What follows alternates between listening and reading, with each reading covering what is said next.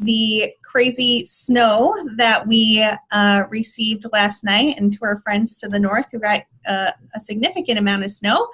But we are happy today to be welcoming Abi Jensen from AgrAbility of Wisconsin to talk about that program. And if you have any questions, please feel free to use the chat section and put your questions in there. And we will make sure Abi gets to those. So with that, I'm going to toss it over to Abi to let her introduce herself and talk a little bit about AgrAbility. Yeah. Hi, like she said, I'm Abi. I am a UW-Madison graduate in Life Science Communications and Agricultural Economics. I'm actually getting my master's right now in nonprofit administration. So life's a little crazy, but I'm happy to be here and happy to kind of inform you guys about the AgrAbility of Wisconsin project. I personally have been with the program as the outreach specialist for the last 2 years, and I was a program intern about 2 years before that. So it's easy to say that I have a deep love for this program. Before I get started, can everybody see my presentation? Can you hear me well? We're good to go? Mm-hmm. Great. All right. So let's get rolling here. And first of all, welcome, and I'm glad to have everyone with us. A little bit about the AgrAbility Wisconsin project. So we are two programs kind of merged together to make this project. It's UW-Madison, UW Extension, and we're housed in the Biological Systems Engineering department on UW-Madison's campus. And that's basically my goal. I work in the public education networking and outreach for our program. And our partner is Easter Seals, Wisconsin. They have a farm program, the Farm Assessment and Rehabilitation Methods program, and they provide all of the direct client services for all of our clients. So they're a big part of what we do and how we are so successful in the state. Here are our staff. Our program directors are Richard Straub and Brian Luck, and then there's me, of course.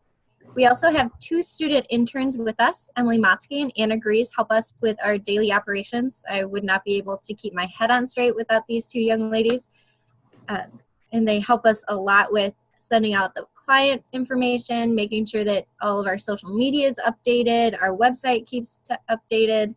They do a lot for us, so I'm very grateful to have them with us. And these are our farm staff. So Easter Seals has about 8 people that typically work with the farm program. We have the CEO, who is Chris Fessler, who oversees a lot of the work. And Paul Leverance is the vice president and oversees the farm program as a whole. The farm staff really work well together, and they provide a lot of great services to our farmers. So we're always very appreciative of the work they do. We have 2 case managers, T. Ellenbecker and Paul Unti, and they work with the farmers typically over the phone, kind of understanding where they're at and what they want to do with the farm. And then we have Amy Cooper and Jeff Crodwell, who work with the farmers on the farm. They make the recommendations. They travel to the farm multiple times to make sure that's kind of going well and how things are working. So what does AgrAbility do? We have 4 major parts of our grants. We work with education, marketing, networking, and service. And the AgrAbility project as a whole is USDA grant funded. So those are kind of our 4 target markets and kind of objectives that we work through. Our huge basic target is assisting farmers, and we do that through developing individualized rehabilitation plans.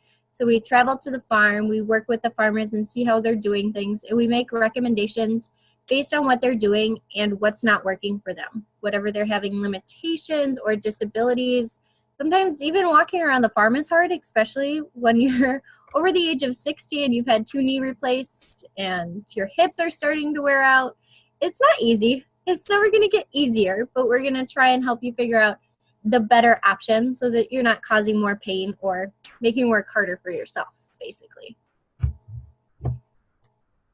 Some of the examples of the technology that our rehabilitation specialists will suggest are basically just to help the farmers ensure that they can continue farming without the pain or kind of overtaking and creating secondary injuries because they're putting more or different parts of their body through more stress.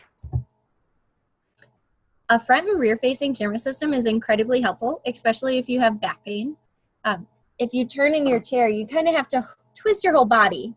And being able to do that without having to twist is really important for farmers who have severe back pain or neck injuries, or even just the ability to move their bodies that way. Sometimes their shoulders wear out and just twisting is really painful. So putting in systems so that you can see where the crops are and how you're planting so you're not turning around. I personally use these when we're baling hay because you have to be able to see what's going on behind you, and turning around that entire time for 8 hours in the day just doesn't work. And I'm not very old. It's just very painful. So to help me, I have a rear-facing camera system, and I'm not turning around constantly. It was meant for my dad, but I do most of the work now, so it really helps me out. Another suggestion is a calf cart. So when you have newborn calves and they're out in the fields and you have to work with them, it's really hard to keep them still. So putting them in a calf cart, you're able to use those large wheels to get through the field, and it's not so hard to pull the calf. You're not dragging them anywhere. You put them in the cart and you're able to carry them without so much effort. And then you're able to work with them and you're able to do what you need to do without having to struggle. Extra tractor steps. These are one of the most common recommendations our rehab specialists make. A lot of tractor steps are about 2 feet off the ground. And when you're thinking about that, it doesn't seem like too much, but if you try and lift your knee about 2 feet off the ground, that's an exercise. And doing that multiple times every day, that's gonna start wearing on your body. And a lot of farmers in Wisconsin are over the age of 55, so they have those joints and the repetitive motions have continued to wear down. So they need to have a little extra step to make sure that they're getting in and out safely. There's a lot of carriers for this, like K&M Equipment has a lot of tractor steps. A lot of specific dealerships like John Deere will carry an extra tractor step kit, so they're very inexpensive, and some things that farmers typically do, once they hear that these are available, they'll go out and buy it right away. And they are pretty easy to put on, so farmers will do that themselves as well. Another really simple recommendation is a shovel handle. We actually give these away a lot at trade shows because they're just so simple. A lot of farmers just don't think about that. But when you add about 6 extra inches to the length of the shovel handle that you're not having to bend down, you're no longer curving your back, you're keeping it straight so that you're not putting so much pressure on your lower back. And then that pressure is relieved and you're not feeling it the next day. A lot of people, especially when shoveling snow, so in Wisconsin, these are very helpful. You see ergonomic handles, and these are just one of the things that can kind of help with that ergonomics with the back. So our services are completely free for all clients. In the process for contacting us, if a Farm Bureau member or anyone knows of a farmer, you can give them our phone number. The farmer calls our office, and I typically talk to them for about 10 to 15 minutes and kind of just learn about the disability or the limitations that they have. And then I get them enrolled. So we just kind of do a really simple, easy chat. I assign them an Easter seal specialist. So they'll either be with T or Paul. And then I send them a packet of information about the program in the mail. So it's kind of all inclusive. In that packet, I also provide them with 2 names of past clients. So they're able to call those clients and talk with them to see what their situation was like. I do my best to kind of pair the disability and limitations together. So if I have a farmer call with an amputation, I do my best to find another farmer who has gone through the process with an amputation. So they're able to really connect about that. And that just really helps the farmers to understand that there are other people out there and they've sought assistance and they're doing well now. So it kind of gives a light at the end of the tunnel. We also do farm assessments for the farmers who want to go through and get recommendations. So Jeff or Amy would go out to the farm and kind of walk through the farm with the clients and just kind of figure out what they're doing and what's not working. And then we also discuss possible funding options. Especially with the economy the way it is, a lot of farmers cannot afford to make the recommendations that we suggest. So we work with them to find those options. Some local organizations tend to be more than happy to help. And we also work with the Division of Vocational Rehabilitation quite often to help with the recommendations. That's a state program, and they work throughout the entire state. So it's very, very lucky to have those with us. All right, these are just some of the outcomes and a little more of the demographics for our program. The 2016-2017 year provided 460 total clients, and that's just the ones that we've made contact with, we've continued to help. We had 95 new clients out of those 460, and then we closed 136 cases, which means that we helped the clients and the clients felt like they no longer needed services, so we closed their case. And we also provided 41 farm site assessments throughout the year. Now this just gives you a little bit better example of where our clients' backgrounds lie. So dairy is primarily where we have, with 56% in the last year. And then we have livestock, field grain crops. Other animals include like poultry, and then other would be like vegetable farms and smaller, more hobby type farms. A lot of the farmers, these are just their primary operations. So the majority of farmers also have field and grain crops as the secondary, especially when they're with dairy and livestock. They typically work together a lot. Just feeding the animals and having a little extra cash crop at the end of the year. And these are the demographics. So the majority of our clients have chronic conditions, which would be back pain, the arthritis that typically wears on your body after a lifetime of farming. And then non-ag-related incidents would be like vehicle injuries or farm work injuries that are off the farm. And ag-related would be injuries that were sustained on the farm, so PTO accidents, falling from a grain bin, situations like that. And these are just the majority of disabilities that we have worked with in the last couple of years. Like I said, joint injuries are very common, especially as the aging farmer gets up there and needs to have a hip or a knee replaced. Life changes drastically after that. And you wouldn't think, you're trying to help your body, but things are different and you got to work through it. Back pain is very common as well. A lot of farmers are lifting things constantly, and not many of us were taught how to lift properly when we were younger, so we still have those bad habits in mind, and it wears on our bodies. Arthritis, amputations, and orthopedic injuries are all very common among the farmers we serve. And this just shows kind of the demographics of where our farmers are located. You can see as it gets darker, the more populated it is.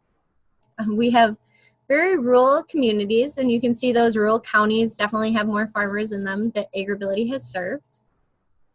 A lot of our outreach is actually word of mouth.